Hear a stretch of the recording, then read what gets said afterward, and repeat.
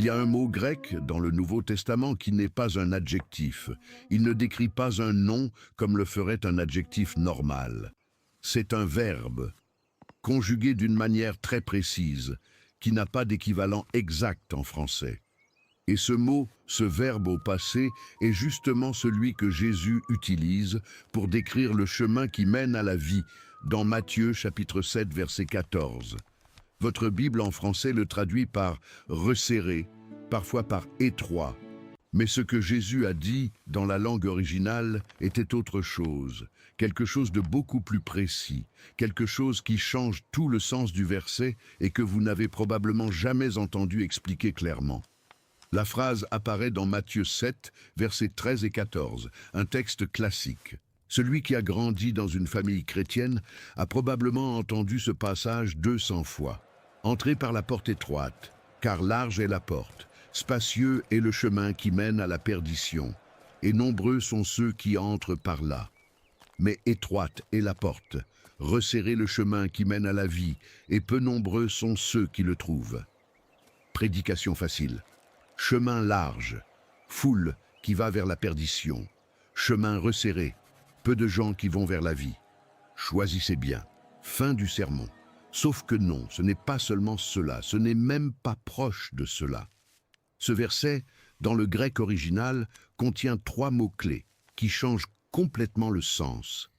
Et aucun des 3 n'est traduit en français d'une manière qui restitue vraiment ce qui se trouve là. Alors allons-y étape par étape, mot par mot, pour comprendre exactement ce que Jésus a dit, dans l'ordre où il l'a dit. Premier mot, porte. En français, quand on lit porte étroite, on imagine une porte de maison, une porte de chambre, quelque chose de domestique, de petit, peut-être une ouverture étroite. Mais ce mot, en grec, n'est pas le mot qui décrit une porte de maison. Le mot que Jésus utilise dans Matthieu 7, verset 13, est pile.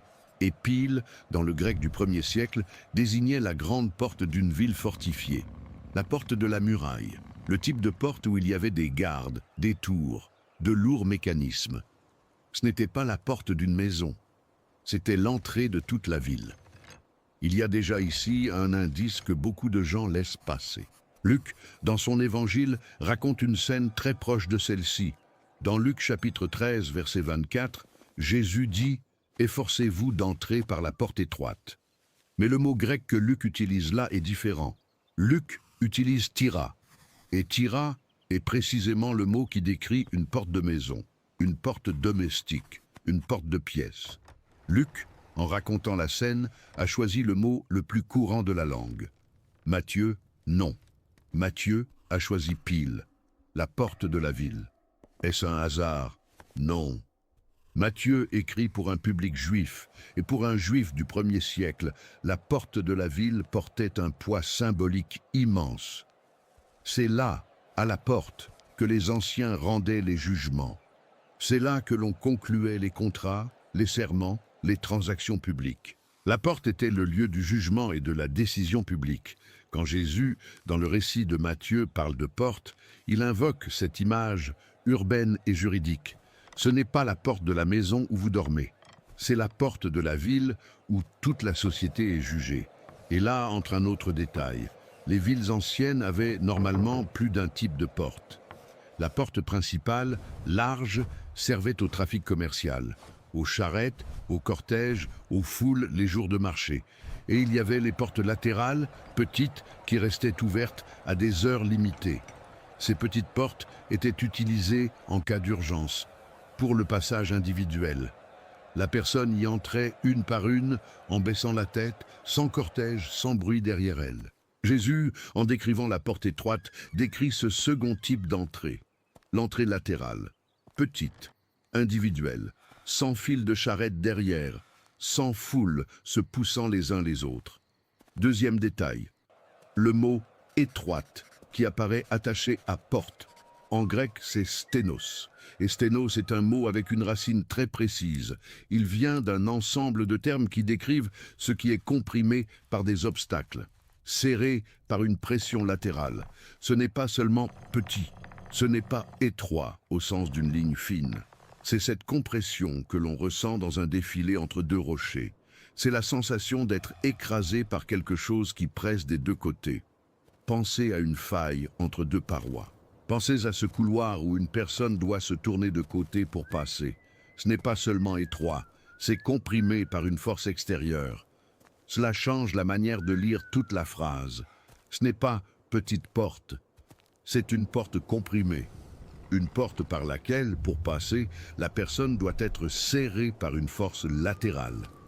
L'entrée elle-même façonne celui qui passe. On ne passe pas de la même manière que l'on est entré. La porte vous serre. Et regardez comme ce mot est intéressant. Sténos n'apparaît que 3 fois dans tout le Nouveau Testament. 3 occurrences seulement, toutes dans le même contexte. Matthieu, et le parallèle de Luc. C'est inhabituel. En général, les mots-clés du vocabulaire grec du Nouveau Testament apparaissent des dizaines, parfois des centaines de fois. Sténos, 3 fois. Comme si le mot existait seulement pour cela, seulement pour décrire ce type de porte, ce moment précis de l'enseignement de Jésus. Maintenant vient la partie qui change tout. Le 3e mot.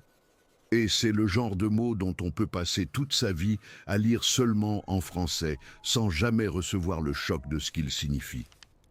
Quand Jésus parle du chemin qui mène à la vie, il utilise une expression grecque qui, en français, a été réduite à resserrer. Chemin resserré, chemin étroit, selon les versions. Mais dans le grec original, il n'y a pas là un simple adjectif. Il y a un mot qui prend le lecteur occasionnel au dépourvu. Parce que ce n'est pas un adjectif, c'est un verbe. Le mot est tetlimen. Tetlimen est une forme verbale très précise du verbe thlibo. En français, nous n'avons pas d'équivalent parfait. Mais ce que cette forme indique est ceci.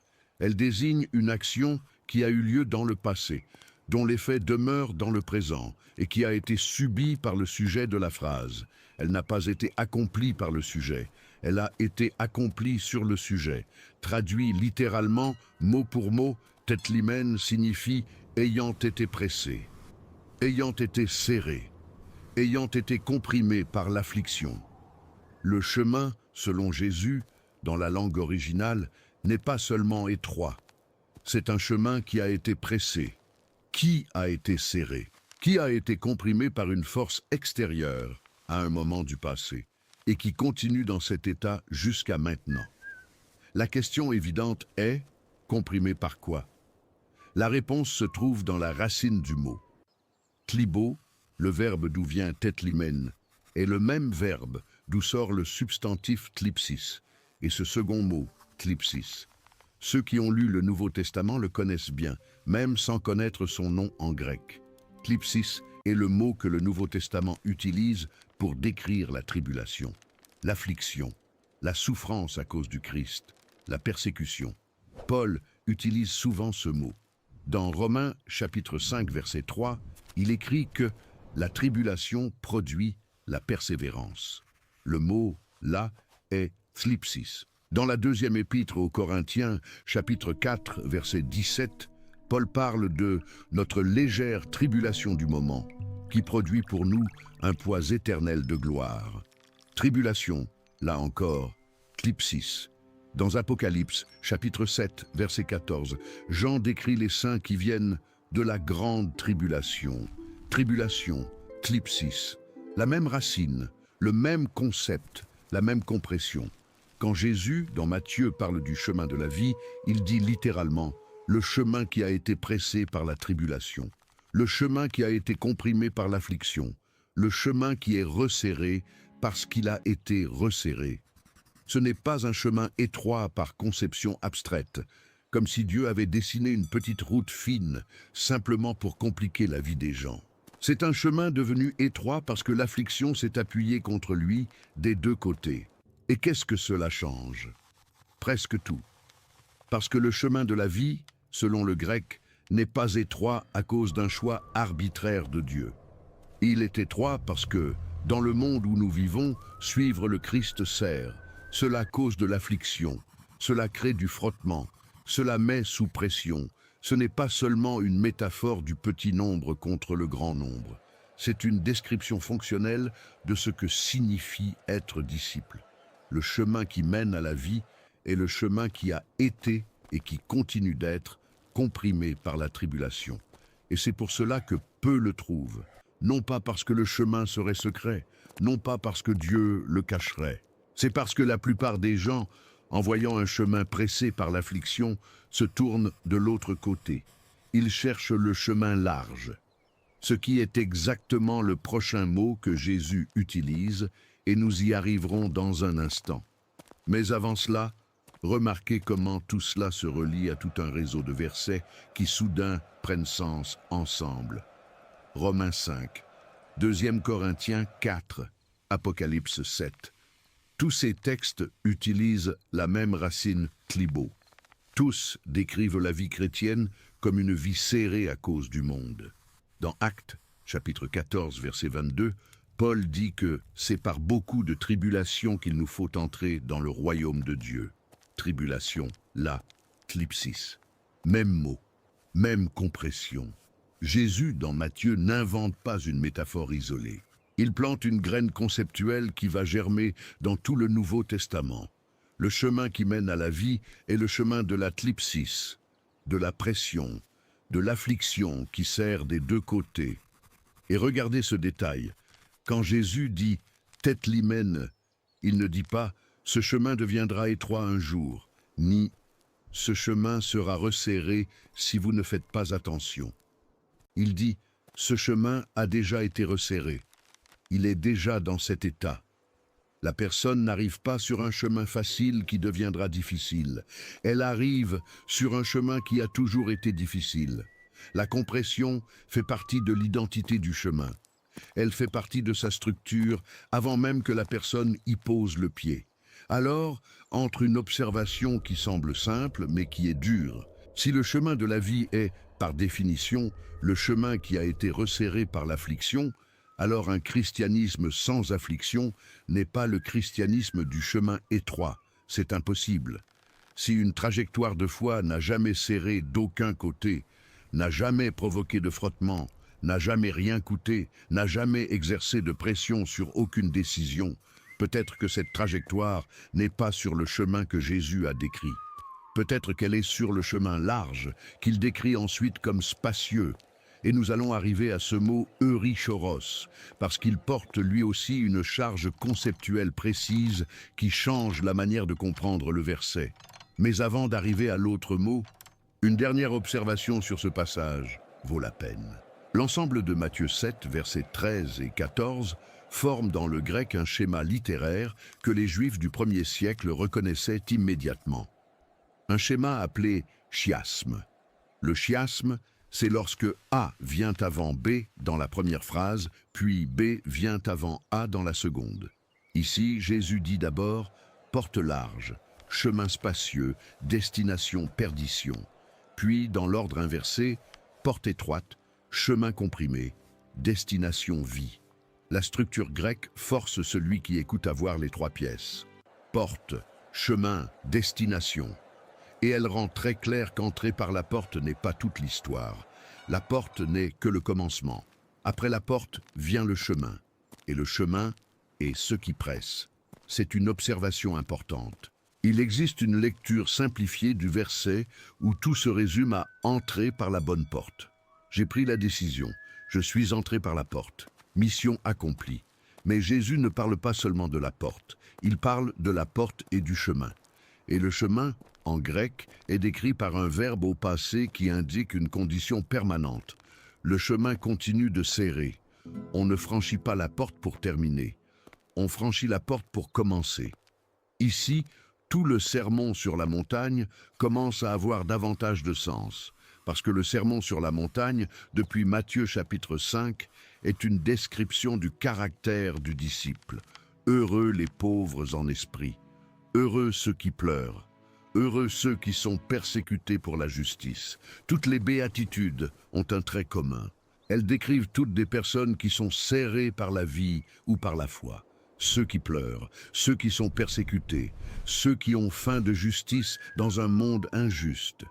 Tout le sermon sur la montagne est une description de ce que signifie vivre sur le chemin tethlimène, sur le chemin qui a été resserré. Matthieu 7, versets 13 et 14 sont la métaphore géographique de ce que Matthieu 5 avait déjà présenté comme caractère. Et regardez comment Jésus organise cela.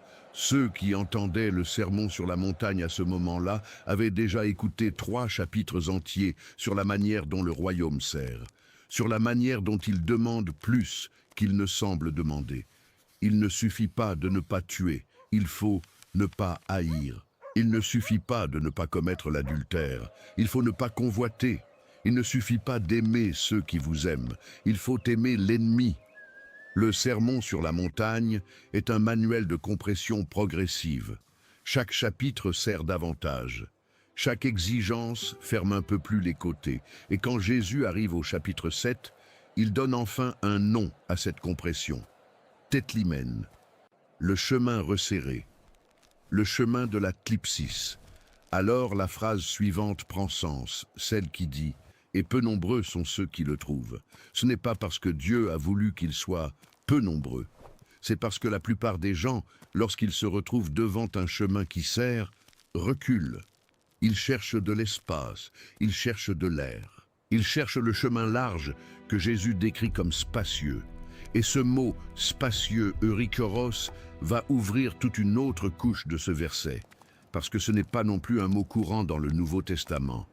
Et la destination vers laquelle il pointe, en grec, n'est pas non plus ce que votre Bible en français donne l'impression de dire.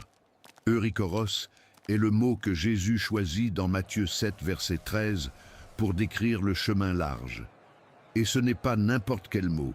C'est un mot composé. Euri signifie ample, vaste. Koros signifie espace, zone, lieu ouvert. En réunissant les deux, on obtient région de vaste étendue. Ce n'est pas un chemin de campagne, ce n'est pas un sentier des champs, c'est une place entière d'espace. L'image que cela évoquait dans l'esprit de ceux qui écoutaient au 1er siècle était précise, c'était la place publique des villes grecques. L'agora, le forum romain, le lieu où la foule se réunissait pour le commerce, les discours, les défilés, les fêtes, pour voir et être vu. C'était l'espace confortable de la foule urbaine, là où personne ne pressait personne, là où l'on pouvait marcher avec un cortège derrière soi, là où la personne tenait tout entière, avec tous ses bagages, sans avoir besoin de baisser la tête. Et ce contraste est volontaire. Remarquez comment Jésus construit la scène. Du côté du chemin de la vie, il utilise sténos et tétlimène, compression latérale, pression de la tribulation. Du côté du chemin de la perdition, il utilise eurychoros, grande place ouverte. L'opposition n'est pas seulement entre étroit et large, elle est entre resserré et spacieux, entre celui qui passe largement et celui qui doit se tourner de côté, entre le confort de la foule et l'inconfort de la file individuelle. Il y a encore un autre détail. Le mot « eurikoros » sous cette forme exacte est rarissime dans le Nouveau Testament. Il apparaît dans ce verset et, pour ainsi dire, nulle part ailleurs avec la même charge. Comme si Jésus avait choisi un mot inhabituel pour saisir cette image précise. Il n'a pas utilisé le terme générique pour « large ».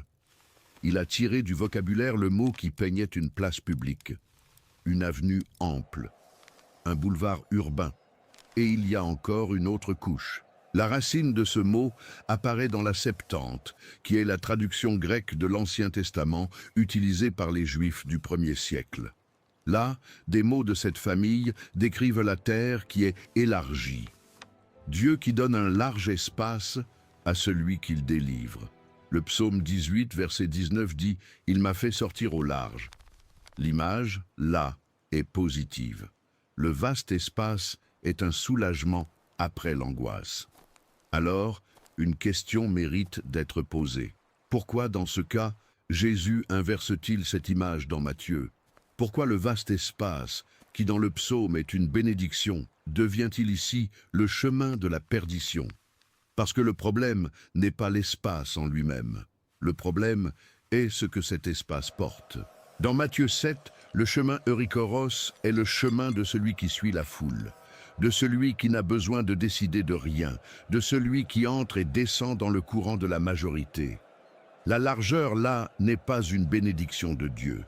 C'est une inertie sociale. C'est la piste où tant de gens passent que le vent a déjà usé la végétation. C'est le chemin de moindre résistance. Non parce qu'il est facile en lui-même, mais parce que personne ne vous sert pour vous obliger à choisir autre chose. La vie chrétienne, dans l'image grecque de Jésus, n'est pas définie par le manque d'espace. Elle est définie par le manque de compagnie. Le chemin sert parce qu'il y a peu de gens dessus pour vous soutenir. Sur le chemin large, au contraire, la personne est poussée par le mouvement de la masse. Elle n'a pas besoin de décider. Celui qui est devant décide pour elle. Celui qui est dans l'Eurychoros n'a pas choisi l'Eurychoros. Il a été emporté. Maintenant, passons à un autre mot que votre Bible en français traduit d'une manière qui efface beaucoup de choses. Perdition. En français, perdition sonne presque technique, presque ecclésiastique. Cela devient synonyme de enfer, et l'auditeur ferme la porte au sens, parce qu'il a déjà décidé d'avance qu'il sait ce que cela veut dire. Mais le mot grec là n'est pas technique, c'est apoleia, et apoleia, dans le grec du 1er siècle, portait une charge beaucoup plus large. Apoleia vient du verbe apolimie, et apolimie signifie détruire, ruiner, faire périr, mais il signifie aussi perdre.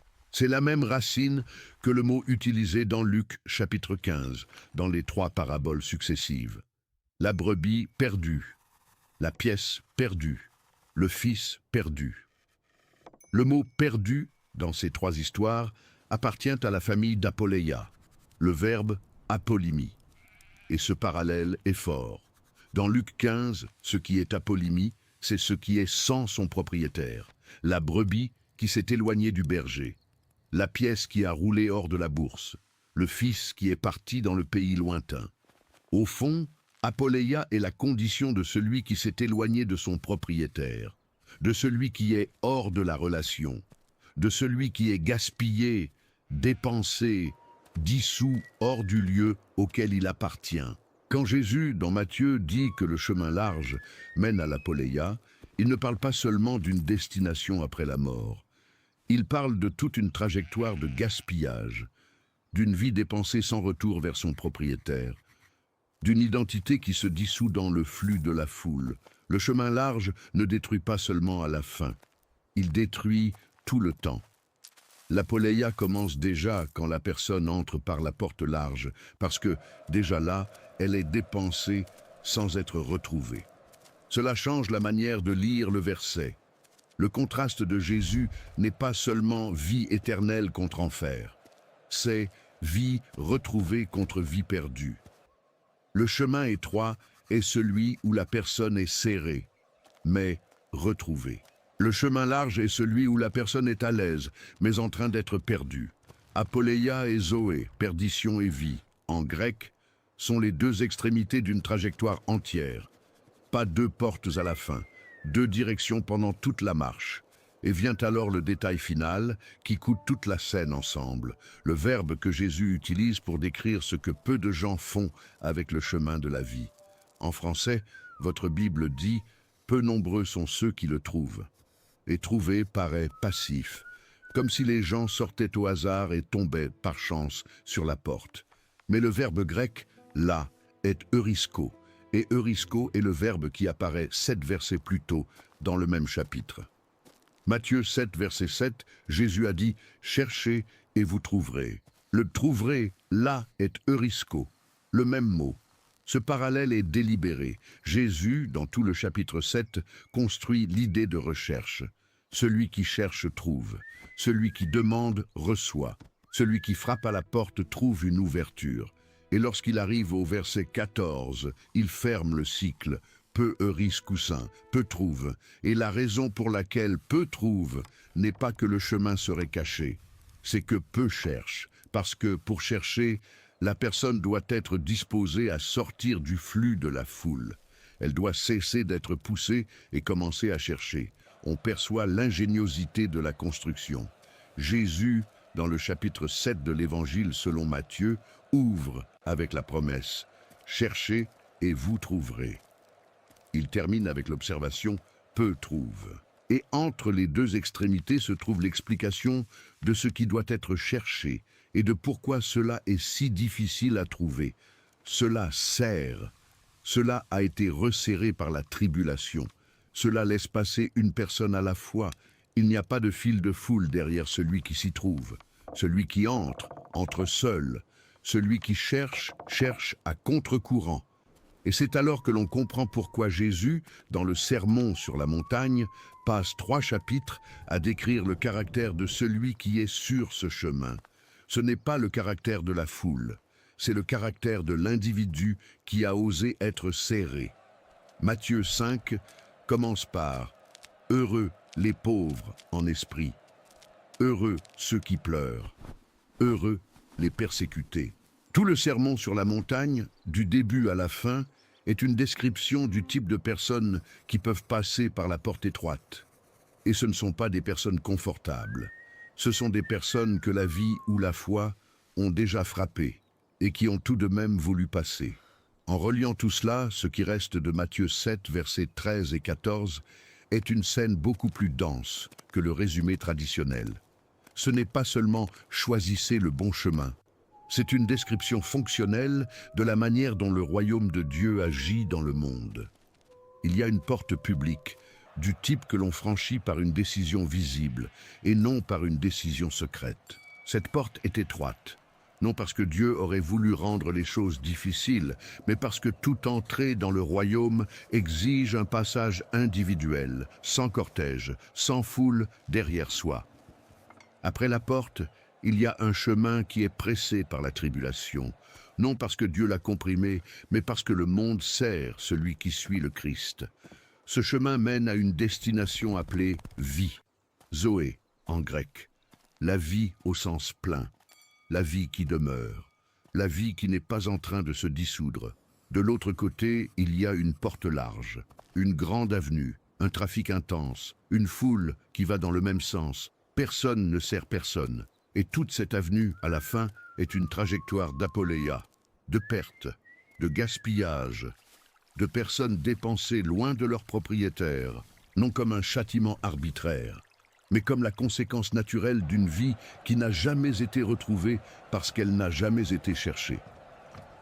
La question que ce verset laisse, lorsqu'il est lu dans le grec original, n'est pas seulement « Quel chemin allez-vous choisir ?» Elle est autre. Elle est « Êtes-vous prêt à être serré? Êtes-vous prêt à chercher quand personne autour de vous ne cherche? Êtes-vous prêt à entrer individuellement quand tout le monde entre en cortège? Parce que la différence entre les deux chemins, au fond, n'est pas géographique. Elle est structurelle. L'un a été comprimé par la tribulation, l'autre a été élargi par le confort de la foule. Les deux existent en même temps. Ils partent du même croisement. Et celui qui entend Jésus dans Matthieu 7 se tient juste devant les deux entrées, invité à regarder chacune avec les yeux de quelqu'un qui comprend ce qu'il voit. Pas la porte d'une maison, la porte de la ville, pas étroit par effet de mode, comprimé par l'affliction, pas une perdition abstraite, un véritable gaspillage de personnes qui se sont éloignées de leurs propriétaires. Et quand on lit ces deux versets ainsi, avec les mots grecs en tête, ils cessent d'être une phrase de prédication facile. Ils deviennent un diagnostic, ils deviennent un miroir. Parce que la question cesse d'être « suis-je sur le chemin large ou sur le chemin étroit ?» Elle devient « ma marche est-elle pressée par quelque chose ou est-elle confortablement portée par le flux des autres ?» Si cela ne sert jamais, peut-être que ce n'est pas le chemin. Si cela ne met jamais sous pression, peut-être que ce n'est pas la route de la vie. S'il y a toujours des gens à vos côtés qui marchent au même pas, peut-être que c'est Eurychoros. Et si tout le monde peut y tenir ensemble sans que personne ait besoin de se tourner de côté, peut-être que la destination est Apoléia. Jésus n'a pas dit cela pour effrayer, il l'a dit pour décrire. Il l'a dit afin que celui qui écoute puisse identifier dans sa propre marche sur quel type de voie il avance. Et il l'a dit avec des mots qui, dans la langue originale, ne laissent aucun doute. Pail, sténos, tetlimen, eurychoros, apoleia, eurysko. 6 mots, organisés dans un chiasme parfait que votre Bible en français rempart, porte étroite, chemin resserré, mène à la vie et peu le trouve. Cela tient dans la phrase, mais cela perd la couleur. Et c'est peut-être pour cela que tant de gens ont lu ce verset toute leur vie sans saisir ce qu'ils lisaient. Non par la faute du lecteur, mais à cause de l'économie de la traduction. Traduire, c'est toujours concéder quelque chose.